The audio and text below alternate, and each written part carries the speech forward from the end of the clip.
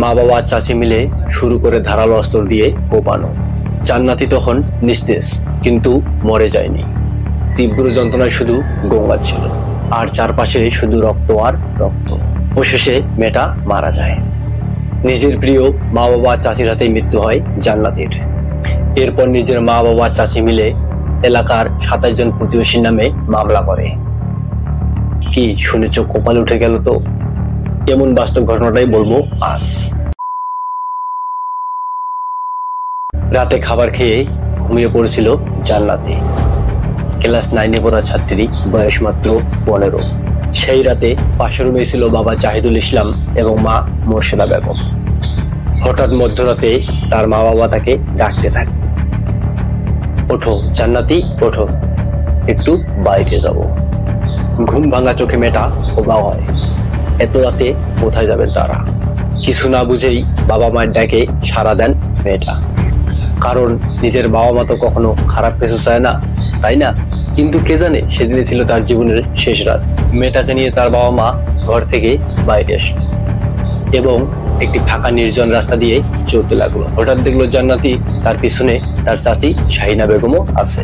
মেয়েটা ভাবছিল হয়তো সবাই মিলে কোথাও যাচ্ছে, তাই মেয়েটা আর কিছু বলল না, চললেন তাদের সাথে। কিছু দূর যেতে না যেতে দেখলেন তারা রাস্তা ছেড়ে কৃষি জমির দিক দিয়ে যাচ্ছে। জান্নাতি অবাক হয়ে জিজ্ঞাসা করে, এত রাতে আমরা এখানে কেন?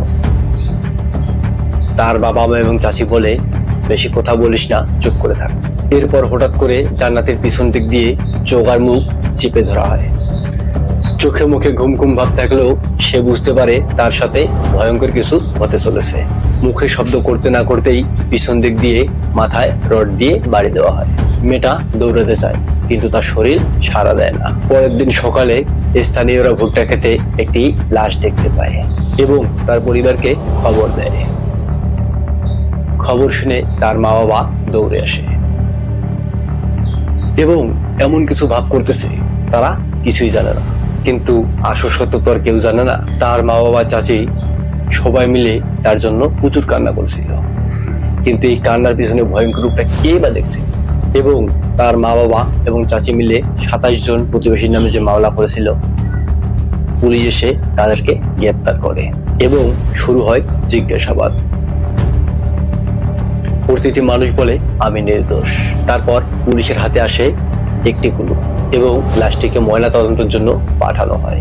ময়না তদন্তের তথ্য মিলে শুরু হয় আসল তদন্ত এবং ময়না তদন্তের পর পুলিশ আসলে জানতে পারে যে এর পিছনে তার মা বাবা এবং তার চাচির হাত আছে। তাই পুলিশ তাদের 3 জনকে গ্রেপ্তার করে। প্রাথমিক পর্যায়ে তার মা বাবা চাচি কেউ মুখ খুলে না, কেউ বলে না যে আমি খুন করেছি। এক পর্যায়ে প্রচুর জিজ্ঞাসাবাদ করলে তার চাচি শাহিনা বেগম মুখ খুলে এবং সে বলেছিল আমরা 3 জন মিলে হত্যা করেছি। এরপরও মা আর বাবা অস্বীকার করে। তারপর গভীরভাবে জিজ্ঞাসা করার পর তার মা বাবা স্বীকার করে যে হ্যাঁ, আমরাই মেরেছি জান্নাতিকে। কিন্তু কেন? যা শুনলে অবাক হয়ে যাবে।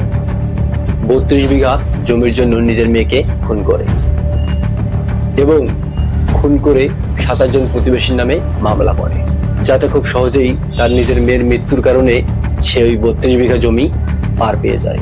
কিন্তু আইনের হাত তো আর এত ছোট না। একটি মেয়ে, সামনে ছিল তার একটি সুন্দর ভবিষ্যৎ। স্কুলে সবসময় ভালো রেজাল্ট করত। এর পরের বছরেই এসএসসি পরীক্ষা দিবে। সবাই বলতো জান্নাতি খুব ভালো মেয়ে এবং তার মৃত্যুতে এলাকাবাসী শোকাহত। কিন্তু সেই মেয়ের সুন্দর জীবনটা শেষ হলো তার নিজের মা বাবার হাতেই।